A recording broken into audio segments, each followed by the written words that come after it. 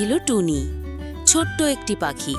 ডানায় ডানায় ওড়ে সারা দিন খেলাধুলা, ঘুরে বেড়ায় বনে জঙ্গলে।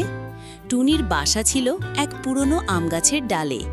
তার মনটা খুব চঞ্চল, কিন্তু ছিল খুবই বুদ্ধিমান ও সাহসী।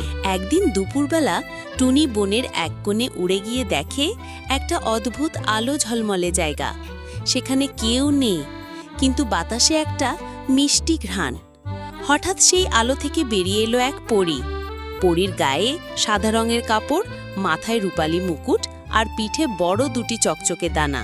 টুনি ভয় পেয়ে একটু পিছিয়ে গেল, কিন্তু পরী মিষ্টি হেসে বলল, ভয় পেও না টুনি, আমি জাদুর পরী। আমি তোমার সাহস আর বুদ্ধিমত্তার কথা শুনেছি, তাই তোমার সাথে একটু গল্প করতে এসেছি। টুনি অবাক হয়ে বলল, তুমি আমার কথা কিভাবে জানো? পরী বলল, আমি আকাশ থেকে সব দেখি। তুমি যখন শিয়ালের কাছ থেকে নিজের খাবার বাঁচিয়েছিলে কিংবা সাপের গর্ত থেকে ডিম বাঁচিয়েছিলে, সেসব আমি দেখেছি। তাই আমি ঠিক করেছি আজ তোমাকে একটা উপহার দেব। টুনি অবাক হয়ে বলল, উপহার? কি রকম উপহার? পরী এক মন্ত্রপাঠ করতেই টুনির পাশে একটা ছোট্ট সোনার ঘণ্টা পড়ে গেল। পরী বলল, এই ঘণ্টা যেই বাজাবে আমি সেখানে এসে হাজির হব, কিন্তু মনে রেখো বছরে মাত্র 3 বার এই ঘণ্টা বাজাতে পারবে। টুনি খুশিতে লাফিয়ে উঠল। সে পরীকে ধন্যবাদ জানালো আর বলল, আমি এই উপহার ভালো কাজে ব্যবহার করব। তারপর পরী হাওয়ায় মিশে গেল আর টুনি ঘণ্টা নিয়ে ফিরে এলো তার বাসায়। কিন্তু সেই বছর বনে এক ভয়ঙ্কর খরা পড়ল। গাছ শুকিয়ে গেল, ফল, ফসল আর জলের অভাব দেখা দিল। সবাই উদ্বিগ্ন হয়ে পড়ল। টুনি তার সোনার ঘণ্টার কথা মনে করল, কিন্তু এটা তো বছরে মাত্র 3 বার ব্যবহার করা যাবে। তাই সে বলল, চলো সবাই মিলে চেষ্টা করি, যদি নিজেরাই কিছু করতে পারি। সবাই মিলে ছোট একটি খাল খুঁড়তে লাগল, যাতে পাহাড় থেকে জল এসে পড়ে বনের মধ্যে। কয়েকদিনের মধ্যে একটা সরু জলধারা বয়ে যেতে লাগলো বনভূমির মধ্যে। গাছপালা একটু একটু করে সবুজ হতে লাগলো। কিন্তু হঠাৎ একদিন দেখা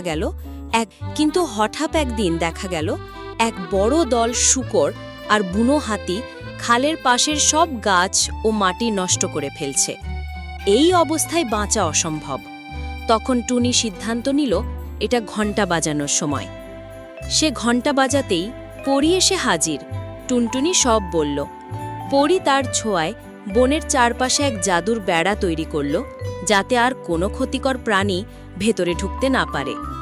আবার বন ধীরে ধীরে প্রাণ ফিরে পেল। সবাই টুনিকে ধন্যবাদ দিল, কিন্তু টুনি বলল, আমি শুধু ঘণ্টা বাজিয়েছি, আসল কাজ করেছে পরী। সবাই টুনির বুদ্ধি ও সাহসের প্রশংসা করত, কিন্তু বনের এক কাক হিংসায় পুড়ছিল। সে ভাবল, এই ছোট্ট পাখি হয়ে এত সুনাম, আমাকে কিছু করতে হবে। একদিন কাক টুনির বাসায় গিয়ে দেখে ঘণ্টাটি এক কোণে রাখা। সে চুপি চুপি সেটা চুরি করে নিয়ে গেল। কাক নিজের বাসায় গিয়ে ঘণ্টা বাজালো। পরী এসে হাজির হয়ে জিজ্ঞেস করল, কি প্রয়োজন? কাক বলল, আমাকে একটা বড় পাথরে খণ্ড চাই, যাতে আমি অন্যদের ওপর শাসন করতে পারি।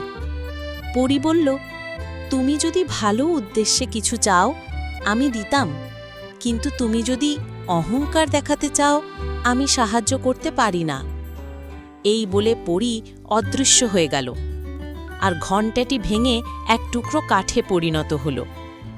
পরদিন কাক বনের সবার কাছে লজ্জিত হয়ে ক্ষমা চাইল, আর টুনিও বলল, ভালো কাজে যে জাদু কাজ করে, খারাপে তা বরং বিপদ